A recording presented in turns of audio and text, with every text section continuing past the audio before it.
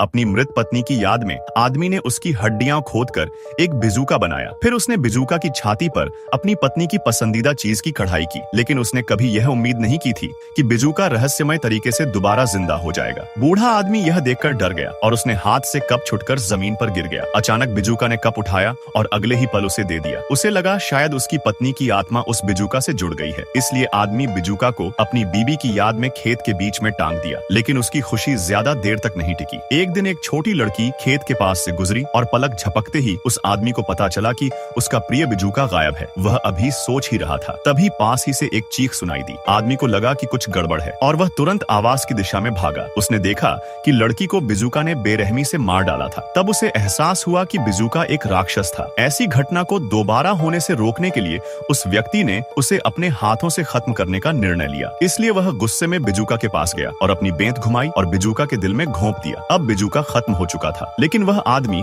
अभी भी लड़की की मौत को लेकर चिंतित था। उसका मानना था कि उसने ही वह जानलेवा बिजूका बनाया था। अपने पापों का प्रायश्चित करने के लिए उसने बिना किसी हिचकिचाहट के बंदूक अपनी ठोड़ी पर रखी और एक ही गोली से अपनी जीवन लीला समाप्त कर ली।